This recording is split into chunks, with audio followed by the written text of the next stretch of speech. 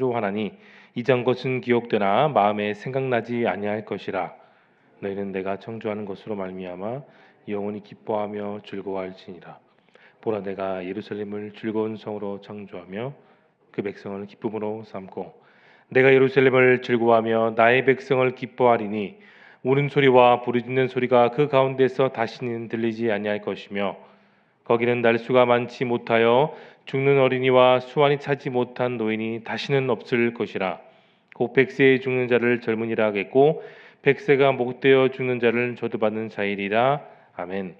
오늘 본문에서 이사야는 70년의 포로 생활이 마치고 자유와 평온이 회복될 것을 오늘 선언하고 있습니다. 그리고 고난의 그 시간 속에 믿음을 온전히 지키고 끝까지 하나님을 바라보는 성도들을 향해 하나님께서는 새로운 하늘, 새로운 세상이 예비될 것을 확신했어요. 선언했습니다. 그러나 그 새 하늘과 새 땅은 구약 시대가 아니라 바로 성령 시대, 오늘 살고 있는 우리 시대에 다시 오실 예수님을 통해 완전히 회복될 것을 우리는 내다볼 필요가 있는 것입니다. 내용 관찰해 보겠습니다. 하나님께서는 이스라엘의 회복과 관련해 무엇을 말씀하십니까? 하나님께서는 오늘 본문에서 선지자 이사야를 통해 분명히 확증하여 주셨습니다. 새 하늘과 새 땅을 우리에게 주신다는 그런 말이죠. 곧 온전한 회복입니다. 잠시 잠깐 있는 그 일시적인 회복이 아니라 온전한 회복이 있음을 여러분 기억하시길 바랍니다. 가장 먼저는 70년의 포로 생활이 회복됩니다.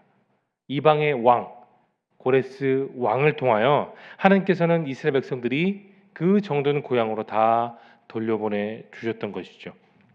고레스 왕을 통해 하나도 빠짐없이 일일이 그리고 세밀하게 그 온전한 회복이 그 가운데 어떻게 일어나는지를 하나님이 직접 확인하여 주셨습니다.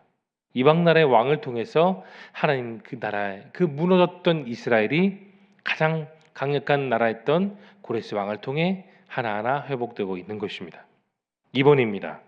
하나님께서는 새 하늘과 새 땅의 창조를 통해 백성에게 무엇을 약속하십니까?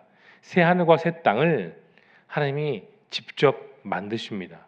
그것을 통해 하나님의 백성들은 기쁨과 평안과 그리고 그런 자유를 온전히 누릴 수 있는 거죠. 하지만 여러분, 이런 기쁨과 자유는 잠깐만 있는 것이 아니에요. 바로 영원합니다. 영원히 하나님 나라에서 그 기쁨과 즐거움을 온전히 누릴 수 있는 것입니다.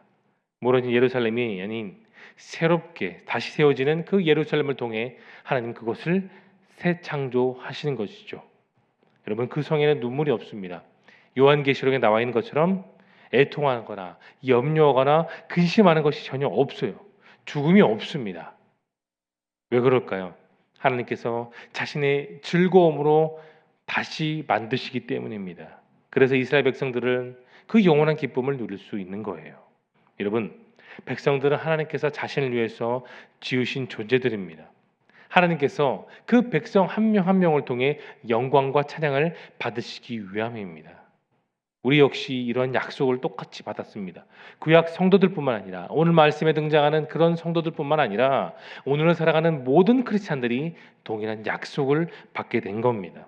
우리 모두는 하나님의 독생자이신 예수님을 믿음으로써 우리 역시 그 구원을 확증받게 되었습니다.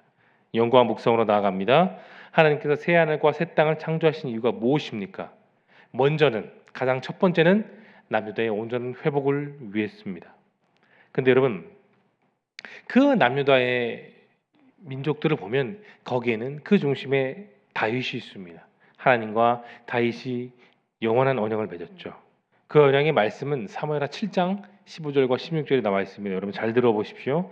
내가 내 앞에서 물러나게 한 사울에게서 내 은총을 빼앗은 것처럼 그에게 빼앗지는 아니하리라. 내 집과 내 나라가 내 앞에서 영원히 보존되고 내 왕위가 영원히 견고하리라 하리라 하셨느니라. 이건 사람이 만든 말이 아니고 다윗이 한 얘기가 아니에요. 다윗에게 주신 하나님의 말씀입니다.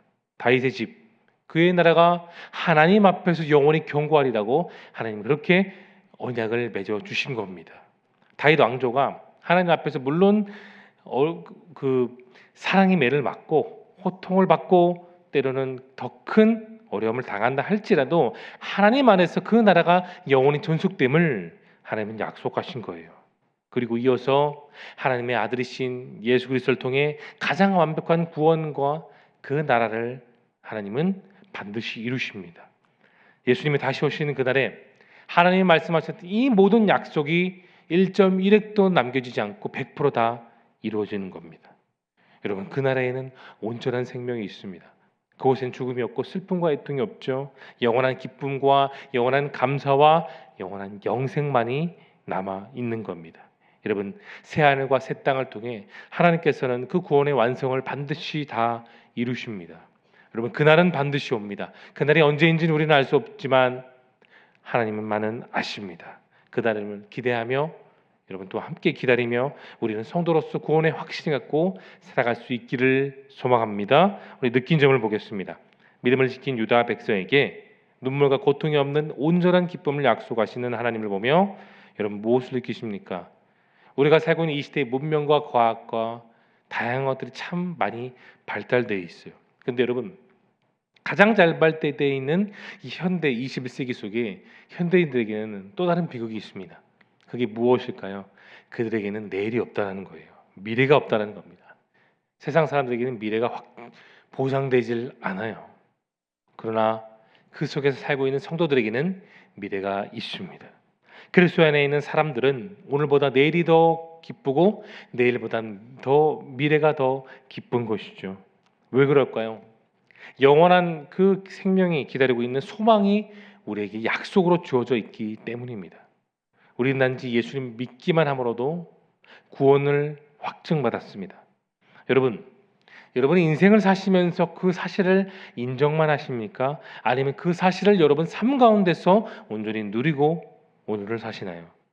요한복음 5장 24절에 내가 진실로 너희에게 이르노니 내 말을 듣고 또 나 보낸 이를 믿는 자는 영생을 얻겠고 심판에 이르지 않으니 사망에서 생명으로 옮겨졌느니라. 주님은 말씀하셨습니다. 우리는 삼위일체 되신 하나님을 믿습니다. 또한 그분이 나와 함께 하시고 나에게도 약속을 주셨기 때문에 우리의 미래는 밝습니다. 그래서 우리는 온전한 기쁨을 누릴 수가 있는 거예요. 여러분, 이런 기쁨은 세상의 문명과 세상의 문화가 우리에게 결코 줄 수가 없습니다. 한 분이신 하나님만이 우리에게 주실 수 있는 거예요. 세상에 주지 못하는 오직 주님이 우리에게 주시는 그 특별한 은혜가 있습니다. 그래서 우리는 찬양의 고백처럼 주님 한 분만으로 우리는 만족함을 누릴 수 있습니다. 주님이 나와 함께 하시기 때문에 저 영원한 보행에 우리는 들어가게 되는 것입니다.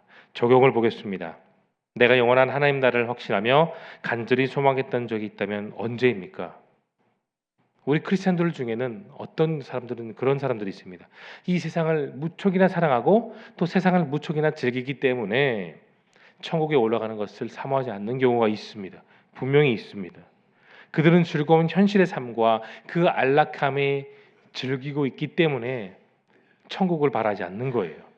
이 세상에 수많은 사람들, 수많은 누리고 있는 것들이 지금 너무나도 많기 때문에 다가올 천국을 소망하지 않는 그런 크리스찬들이 있다라는 겁니다. 여러분, 물론 이 세상에서 즐겁게 살고 기쁘게 살고 평안하게 사는 것도 필요합니다. 그러나 여러분, 그 기쁨은 오래가지 못합니다. 하나님께서는 모든 것을 우리에게 후히 누려 주실 만큼 축복을 주셨습니다. 그러나 그럼에도 저 본향을 잊어버릴 만큼 이 세상에서 기쁨은 충만하지 않습니다. 따라서 우리는 세상의 즐거움을 1차로 기쁨으로 여기서는 안 될 것입니다. 하나님은 이 힘든 가정생활, 직장생활에서의 대인관계, 그 작은 어려운 삶 속에서도 내가 하나님 바라보고 기도할 때 그 기도를 통해 하나님은 또 다른 새로운 역사를 우리에게 주십니다. 지금 내 눈에 보이지 않아도 내가 느끼지 못해도 우리의 작은 일상 속에서도 하나님은 오늘도 새 하늘과 새 땅을 바라보는 희망을 안겨 주십니다. 내 작은 일상 속에서도 여러분 여전히 하나님만을 바라보십시오. 그러나 여러분, 어제보다 오늘보다 내일이 다가오는 미래가 더욱더 기쁜 줄로 여러분 믿으시길 바랍니다. 마지막 결단을 보겠습니다. 잠시 머물 이 세상이 아니라 영원한 하나님 나라를 소망하며 살기 위해 오늘 무엇을 결단하시겠습니까? 여러분, 하나님 나라에 속한 인생은 다릅니다. 비록 죄가 난무한 세상 속에서 정말 힘겹게 살고 눈물을 머금고 산다 할지라도 하나님의 보호하심과 그 인도하심이 있기 때문에 우리는 새로운 하루를 또 바라볼 수 있습니다. 하나님 나라에 속한 백성들은 적어도 기뻐할 이유가 하나가 반드시 누구나 다 있습니다.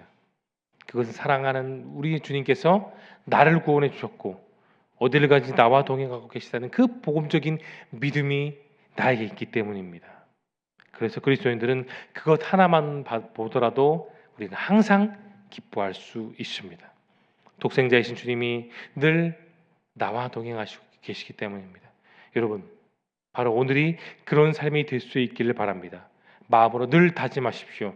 나를 구원하신 주님보다 더 귀한 것 없고 더 소중한 것 없음을 오늘도 이 주일 가운데 반드시 기억할 수 있길 바랍니다. 오늘 주어진 이 주일 삶 속에서 영원한 나라를 소망하며 기대하며 오늘도 믿음의 길을 걷는 저와 여러분 모두가 될 수 있기를 예수님의 이름으로 축원합니다.